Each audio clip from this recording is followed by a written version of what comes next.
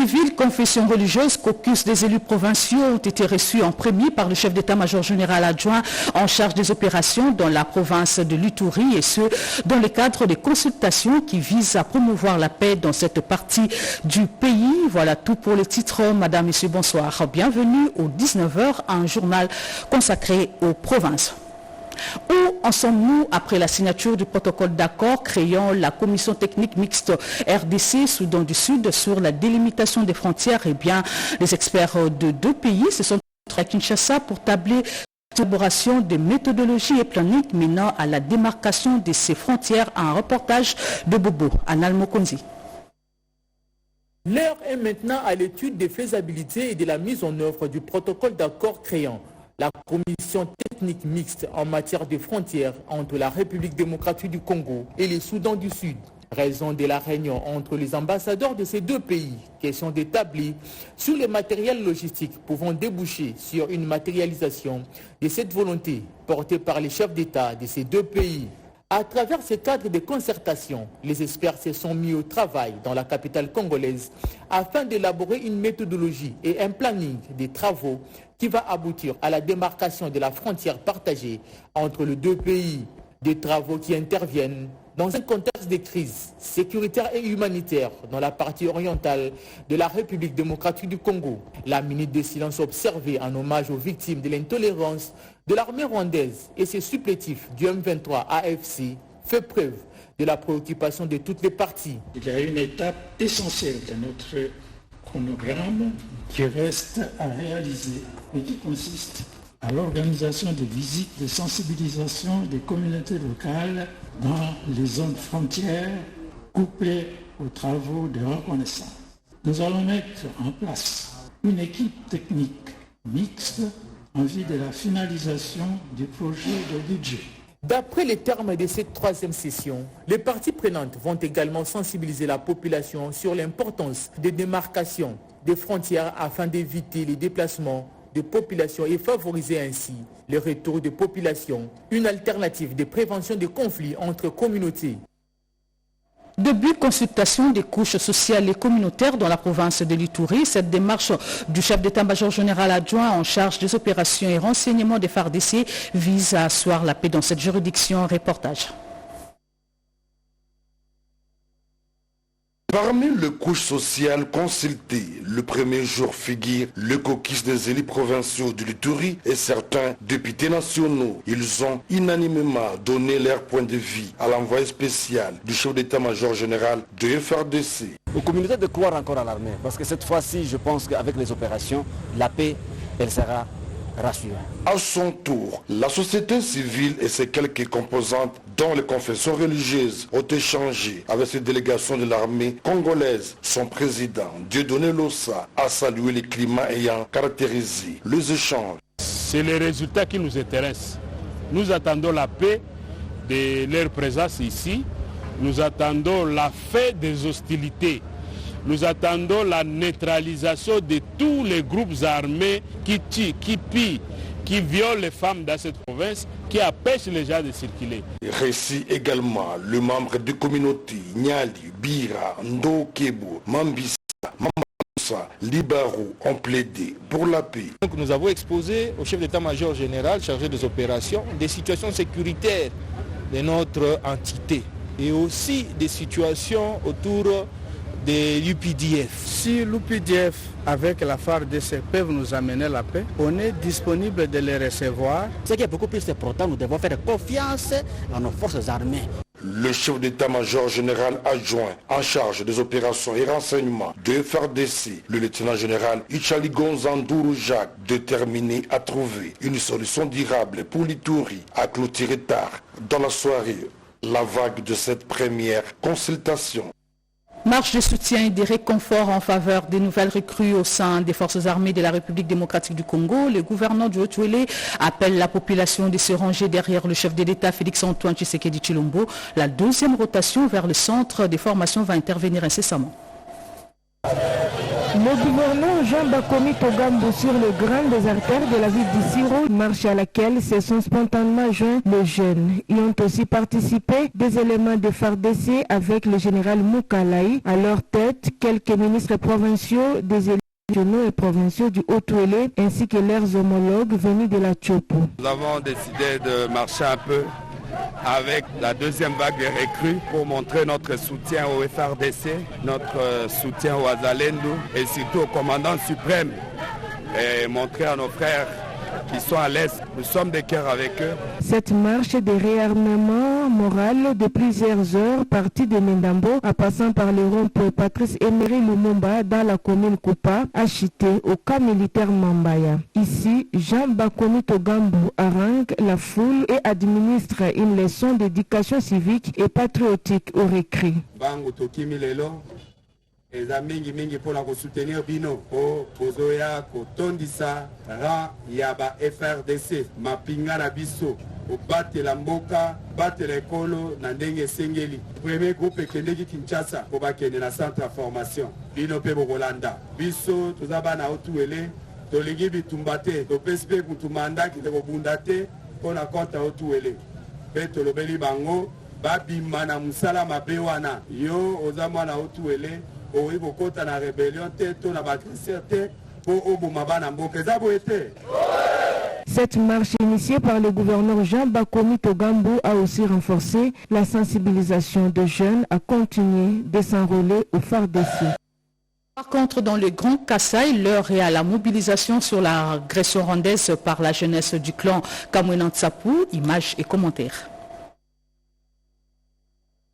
L'appel de mobilisation des Congolais contre l'agression rwandaise lancé par le président de la République, Félix-Antoine Tshisekedi Tshilombo, a reçu un écho favorable dans le Kasaï central.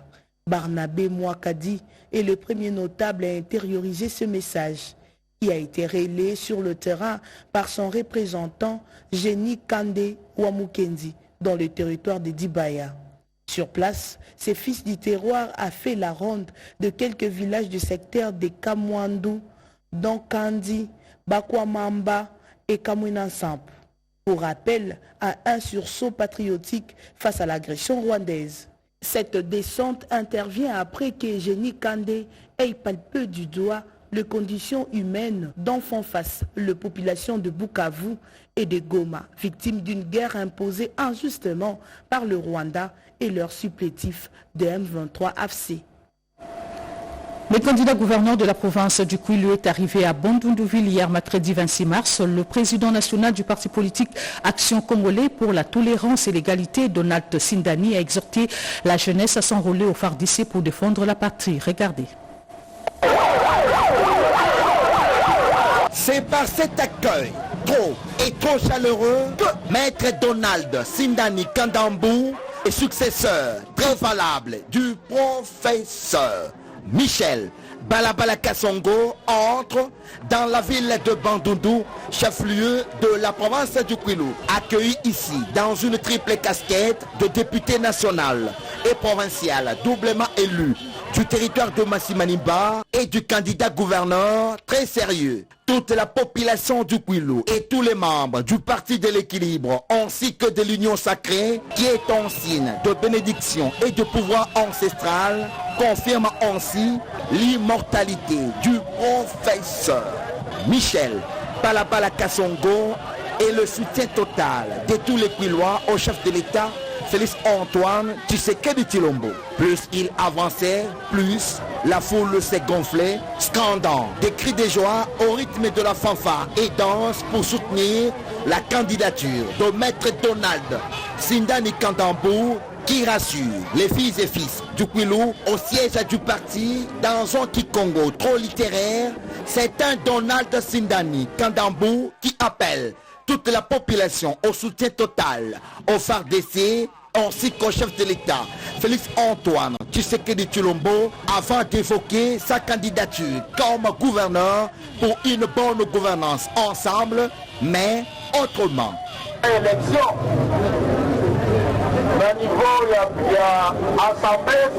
Nous sommes à Bandundouville pour l'élection du bureau définitif et d'un nouveau gouverneur qui doit rassembler tous les Kwilois pour un développement durable.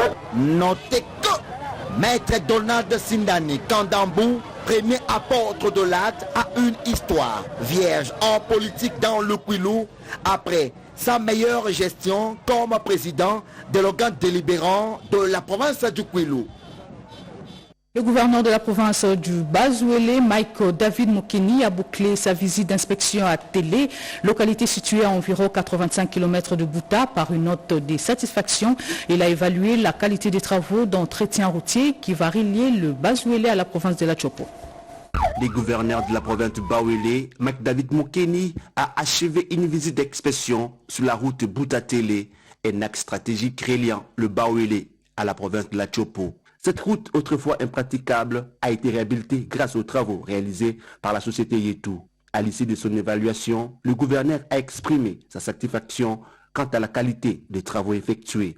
D'abord un sentiment de satisfaction, parce que comme vous le savez, cette route était devenue impraticable, totalement impraticable. La dernière fois que nous sommes venus ici, c'était il y a 5 mois, avec son Excellence, Monsieur le ministre Mouindo Nzangi. Nous avions constaté le mauvais état de la route. Nous nous sommes battus et aujourd'hui, comme vous voyez, nous ne sommes plus venus à moto. Nous sommes venus avec nos véhicules. Nous sommes satisfaits de voir que la réhabilitation s'est très bien faite. Maintenant, on va réfléchir à la maintenance et comment attaquer d'autres chantiers pour continuer la mise en œuvre de notre programme qui est axé sur le désenclavement total de la province du Bas-Ouélé. Il faut que la population puisse s'approprier cette route. Nous, au niveau de la province, on a fait notre part. On va continuer à se battre pour la maintenance, mais il faut maintenant que la population aussi contribue à surveiller et à maintenir la route dans un très bon état. La réhabilitation de la route Bouta-Télé constitue une avancée majeure pour le désenclavement du Bas-Ouélé, facilitant ainsi les échanges commerciaux, le transport de biens et de personnes et contribuant au développement économique de la province. La France veut apporter son expertise dans le domaine des infrastructures au Lualaba. Le diplomate français qui séjourne dans cette province a eu des échanges avec la gouverneure Fifi Masuka Saini. Les échos de la transformation du Lualaba par la gouverneure Masuka sur inspiration du président Tshisekedi ont dépassé les frontières de la RDC. Voilà qui a justifié la mission de la délégation du groupe Expertise France dans la province. On va clôturer un projet qui s'appelle Régule, qui portait sur une réflexion sur l'urbanisation, qui a été soutenu par l'ambassade de France, conduit par Expertise France, et c'est une réflexion sur le développement, parce que Kolwezi est une ville qui se développe très vite, et donc c'est une réflexion sur comment accompagner le développement d'une ville comme Kolwezi en termes d'urbanisation. Cette équipe a fait part à la chef de l'exécutif provincial du projet Régule, qui repose sur 3 axes majeurs, à savoir le renforcement des capacités des services techniques urbains de la province cobaltifère, de la prise en compte des aspects liés aux outils de planification et d'aménagement de la ville de Kolwezi, ainsi que l'appropriation des problématiques liées au développement urbain durable, un enjeu crucial pour l'avenir. Et là, le projet est venu apporter une lumière pour voir comment développer la ville de Kolwezi dans 15 ans, donc à l'échelle de 2040, à quoi devrait ressembler le Kolwezi que l'on veut construire. Les membres de la délégation ont salué l'engagement de Marie-Thérèse Masuka Saini pour le développement de la province conformément à la vision du chef de l'État. Ils ont décrit la gouverneure Masuka comme une bâtisseuse dévouée, déterminée à transformer Kolwezi et les 5 territoires de la province en un modèle de développement durable. Puisque nous sommes au Lualaba, restons-y pour parler cette fois-ci de la pose de la première pierre de la zone économique spéciale de Monsumpa par le ministre national de l'Industrie, Louis Watoum, qui séjourne dans la ville cobaltifère. Le ministre de l'Industrie et du Développement des petites et moyennes entreprises a présidé la cérémonie de la pose de la première pierre pour la construction de la zone économique spéciale de Monsumpa, dédiée à la chaîne de valeur de la fabrication des précurseurs des batteries électriques et des véhicules électriques. La cérémonie a réuni de nombreuses personnalités, dont Madame la gouverneure du Lualaba, Fifi Masuka Saini, des ministres provinciaux, des directeurs généraux sous tutelle, des représentants de l'aménageur Airwise, des chefs coutumiers ainsi que la population locale. Ogi Bolanda, directeur général de l'Agence des zones économiques spéciales, AZES en sigle, a pris la parole exprimant son soutien à ce projet qui fait partie d'une vision de long terme pour l'industrialisation de la RDC. Le ministre Louatoum Kabamba a quant à lui rendu un vibrant hommage au président de la République, Félix-Antoine Tshisekedi Tshilombo, pour sa vision et son engagement à accélérer la transformation locale des matières premières critiques et stratégiques du pays. Grâce à ses abondantes ressources en cobalt, lithium, manganèse, nickel et autres minéraux stratégiques, le pays ne sera plus seulement un fournisseur de matières premières, mais un acteur clé dans l'industrie mondiale des batteries et des véhicules électriques. Son Excellence Louatoum Kabamba a procédé à la pose de la première pierre de cette zone économique, marquant symboliquement le lancement de ce projet d'envergure, la zone économique spéciale de Moussompo, qui s'étendra sur plus de 900 hectares avec des prévisions de création de plus de 25 000 emplois directs et 60 000 emplois indirects. Ce projet devrait également favoriser la création de petites et moyennes industries locales et attirer des investissements à hauteur de 2 milliards de dollars, un véritable moteur pour l'emploi et la croissance économique de la région et du pays. La Fédération des entreprises du Congo-Béni vient de lancer un mouvement de grève d'importation et d'exploitation. Elle accuse la DGDA de la non-application de l'arrêté ministériel de la primature pour alléger certaines taxes dans les zones à l'état de siège. Images et commentaires. Depuis presque une semaine que je prendrai à possession de mémos adressés à M. le directeur professeur de la DGDA portant sur le décret numéro 025/4 du 13 février 2025.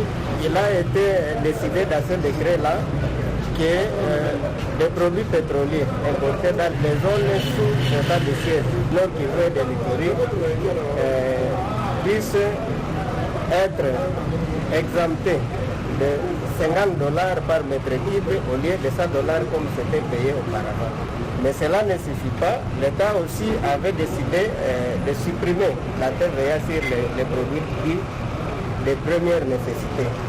C'est à cela que ça tient le communiqué de la FEC qui tient à tout prix à obtenir ces avantages-là parce que c'est l'État congolais qui a décidé de transférer ces avantages à la population congolaise, notamment celle du Nord Kivu et de l'Ituri, longtemps maîtrisée par les Africains. Et je peux vous dire que c'est depuis le 13, pratiquement le 13 février que ce décret a été publié dans les journaux officiels, c'est-à-dire c'est supposé que tous les services de l'État sont déjà informés de ces avantages-là, mais malheur est de constater que cela n'a jamais été appliqué. La femme doit être active, c'est le thème abordé par les femmes de la province du Maïndombe pour clôturer le mois de mars dédié aux droits des femmes. Dans le but de réveiller la conscience de la femme par la prière, la Fédération protestante des femmes de l'ECC d'Inongo, sous la coordination de Madame Ebengo Issomi, se sont réunis mercredi 26 mars 2025 à l'église communauté baptiste de Kinshasa, CPK dans la commune de Bonsé. L'oratrice du jour, Madame Ambaluka, a exploité un thème selon lequel les femmes doivent être activées afin de créer des activités pour organiser leur foyer. Message tiré du livre de Genèse au chapitre 3, le verset 26 et 27, et du livre de Proverbes au chapitre 31, le verset 14. La ministre provinciale du genre famille et enfants, Madame Janine Tanga, s'est exprimée en ces mots. Na kombo ya mokonzi ya ekolo Félix Antoine Tshisekedi est aussi notre gouverneur Kosokebani Lebon. Message ezaka moko kimia parce que maman soka bai na ndaku kimia ezalaka toujours. Mama nda memaka mwinda na kati ya ndaku papa okoza na mbongo na ye ndenge nyonso aza na ndaku na ye aza na bozwi na ye nyonso. Mais soka zangi mama aza malonga nazobelela mama Maïndombe topesa sens na Maïndombe topesa bomoi na Maïndombe. Ce genre d'activité pour les femmes est organisé 2 fois par mois.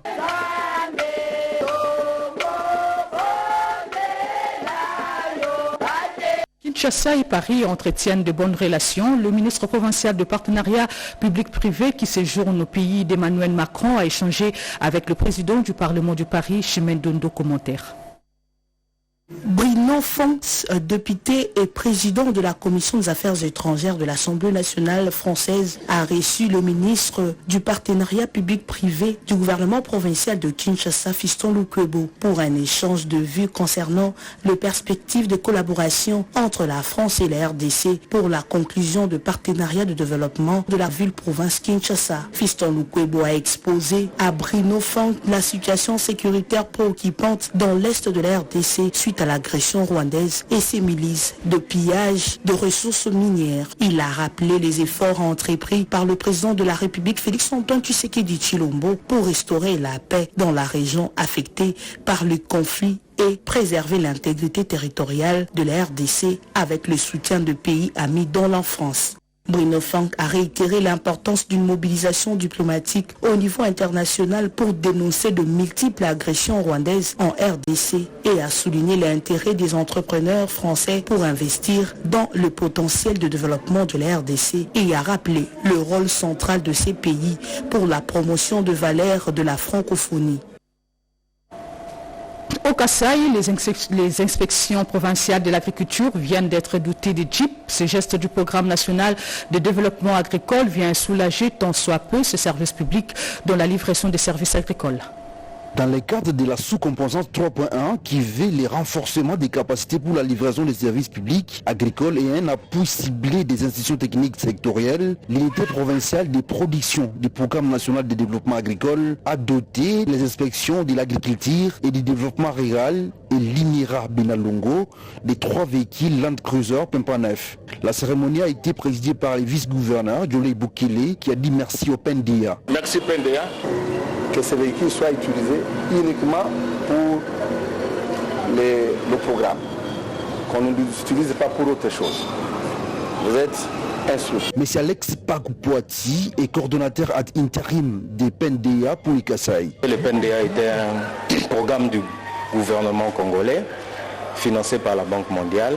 Les véhicules que nous avons remis, c'est pour nos inspections provinciales. Dans la mise en œuvre de ce programme, il y a une composante 3.1 où nous renforçons les capacités des services publics pour qu'ils nous livrent des services agricoles. Les bénéficiaires n'ont eu que des mots justes pour remercier les PNDA et ont promis de faire un bon usage de ces matériels roulants. On vient de recevoir le véhicule tout neuf du programme national de développement agricole PNDA en cycle, à qui nous remercions de tout cœur. Nous promettons vraiment l'exécution de nos devoirs sur le terrain et pour répondre positivement aux obligations du PNDA. Ce programme est exécuté par les PNDA avec l'appui technique et financier de la Banque mondiale.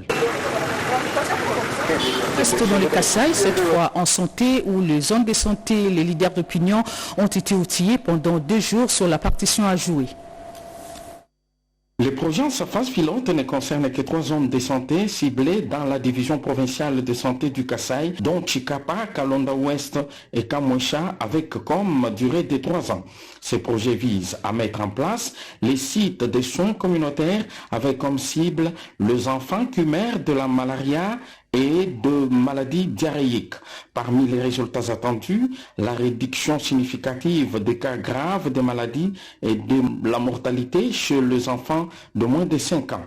Durant 2 jours, plusieurs participants ont été capacités en connaissances nécessaires, comme le dit ici Dr Bob, pont focal World Vision Kasaï. Sur l'organisation pratique des sites de soins communautaires, il y a eu plusieurs présentations qui ont été faites pour que les cadres puissent avoir les informations nécessaires dans la sélection des membres de la communauté qui vont travailler comme relais des sites de soins communautaires, mais également des informations sur les suivis des activités au niveau de ces sites de soins communautaires. Ce projet est consécutif à la mortalité constatée des enfants de moins de 5 ans. Ces derniers, selon les études, meurent à cause de la malaria et de maladies diarrhéiques et infections respiratoires. Le protocole de Maputo ratifié par la RDC autorise l'avortement sécurisé dans le cadre de la protection du droit de la femme. Pour l'application de ce protocole, l'Association des femmes magistrats du Congo organise des ateliers de formation et de magistrats et des OPJ et Jenida Dachabani. Explication. Il y a des avancées significatives dans les droits sexuels et reproductifs de la femme en RDC, notamment en ce qui concerne les procédures judiciaires sur les cas des avortements dans les juridictions du pays. Ces procédures ont pour soubassement les lois congolaises et les protocoles de Maputo ratifiés en 2018 par la RDC et publiés au journal officiel. Malgré sa ratification, l'application de ces protocoles traîne les pieds dans les juridictions de la RDC. À ces mois dédiés à la femme, l'Association des femmes magistrats du Congo, AFEMAC, a tenu à vulgariser ces protocoles de Maputo avec l'appui financier de l'AIPAS, ce qui justifie l'atelier de renforcement des capacités des magistrats et officiers de la police judiciaire sur les droits sexuels et les protocoles de Maputo. La présidente de l'AFEMAC, Madame Mujinga, spécifie l'objectif de ces assises. Dans le protocole de Maputo, il y a des exceptions qui sont faites par rapport au code pénal qui sanctionne l'avortement. Le protocole de Maputo prévoit un avortement sécurisé dans certains cas, notamment quand la santé de la maman est en danger. Dans le cas de viol, cas d'inceste, ici le rôle que doit jouer la justice, c'est de ne pas encourager l'avortement, mais c'est de faire en sorte que ce protocole-là soit appliqué. Cet atelier et les cafés juridiques étaient organisés du 25 au 26 mars 2025 à l'intention des magistrats des tribunaux de grande instance des Matete et d'Ndjili et aussi les parquets de Kinkole. À Lissala, dans la province de la Mongala, l'interfédéral de l'Union sacrée de la Nation remercie le chef de l'État pour avoir désigné le vice-ministre du budget Élisée Bokoumwana comme membre du présidium de cette coalition. Plusieurs investisseurs sont actuellement tentés par la province de la Mongala. Certains veulent venir y investir ou ouvrir des grandes entreprises pour donner de l'emploi à la jeunesse mongalaise. Face à la presse, l'interfédéral de l'Union sacrée de la Nation de la Mongala a exhorté la population de cette entité à se ranger derrière le chef de l'État, Félix Antoine Tshisekedi Tshilombo, dans sa vision de développer les pays. Les fédéraux de l'Union sacrée de la Nation de la Mongala ont en outre inviter la population mongalaise à la cohésion sociale et l'unité pour la stabilité et le décollage socio-économique de la province. Au regard de ce qui précède, nous en appelons donc les filles et fils de la Mongala à préserver l'unité, la paix, l'amour et la cohésion pour le développement de notre province. Dans la foulée, les membres de l'interfédéral de l'Union sacrée de la Nation de la Mongala ont également salué la décision des chefs de l'État de ressusciter l'Union sacrée de la Nation et d'élargir les présidiums de cette coalition. Pour cela, ils ont remercié le président de la République pour avoir désigné le vice-ministre du budget Élisée Bokoumwana comme représentant de la Mongala au présidium élargi de l'Union sacrée de la Nation. Ainsi, les membres de l'Union sacrée de la Nation Mongala présentent également ses vives félicitations au coordonnateur national des forces politiques et sociales alliées à l'IDPS, Bart Tshisekedi, FPAU, ainsi et les souhaite plein succès dans ces nouvelles fonctions. La cohésion sociale et l'unité restent et sont les piliers incontournables pour le développement et l'émergence de la Mongala. L'hôpital Jason Sendwe dans la province du Haut-Katanga vient de s'enrichir en nombre de médecins spécialistes en pédiatrie, fruit de l'université de Lubumbashi. Regardez.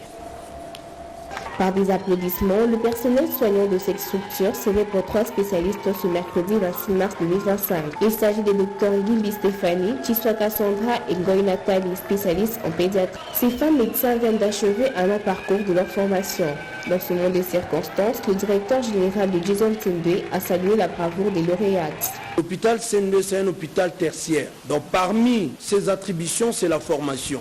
Il y a beaucoup de personnes qui sont formées ici, il y a beaucoup de médecins qui sont là, mais qui sont restés parfois dans la routine ou qui ont peur d'affronter cette réalité. Nous avons voulu leur faire voir que ces personnes ici présentes ne sont pas sorties de l'extraordinaire. Ce sont des personnes avec qui nous vivons, nous partageons, nous rions, nous discutons ensemble. Et qu'avec ça, ça peut nous booster pour que d'ici 5 ans, 6 disant que l'hôpital Sendou soit truffé de plus de spécialistes que de généralistes. Donc c'est ça l'objectif que nous avons à faire une manifestation comme celle-ci. Près d'une décennie de formation pour y arriver, c'est un témoignage poignant et enrichissant pour les jeunes médecins en formation. Pour célébrer la prouesse des lauréates, l'Assemblée provinciale du Nord-Ubangi est en session extraordinaire. La plénière d'hier mercredi était consacrée à la vérification et validation des pouvoirs des députés provinciaux élus nouvellement dans la circonscription de Yakoma. 7 jours sont consacrés à cette session extraordinaire de mars à l'Assemblée provinciale du Nord-Ubangi, convoquée mardi 25 mars 2025. À la deuxième journée de la dite session qui a connu la participation de tous les élus provinciaux de cet organe délibérant, des grands points ont constitué l'essentiel pour la plénière de ce mercredi 26 mars 2025, à savoir l'examen et adoption du calendrier de la session extraordinaire de mars. Deuxièmement, vérification et la validation de pouvoir des 4 élus provinciaux de la circonscription électorale de Yakoma, conformément aux dispositions des articles 10 et 110 de la loi électorale. Ainsi, messieurs Koibe Maxime, Sobetoro Héritier, Talo Roger et madame Pauline Yindo ont été confirmés députés provinciaux du Nord-Ubangi. L'honorable Achille Kwangbo Gouda revient sur l'essentiel de cette session de mars. Pendant ce temps, Héritier Sobetoro, le nouveau élu de la circonscription électorale de Yakoma, s'est également exprimé. Vous savez, c'est un acte juridique. Auparavant, nous étions des élus. Maintenant, nous sommes des députés provinciaux. Donc, ici, j'exprime ma joie. Et c'est confirmé aujourd'hui que je suis député. Par rapport à des spéculations auparavant, là, on était dans des méandres. Maintenant, c'est confirmé que nous sommes des députés. Donc, c'est ça ma première impression. C'est la fin de ce journal réalisé par Yolande Voka. Merci de l'avoir suivi. Le prochain rendez-vous, c'est tout à l'heure à 20h à la présentation Maloumbela, 23h Gaëtan Magalano. Bonne suite de programme sur la chaîne nationale. Au revoir.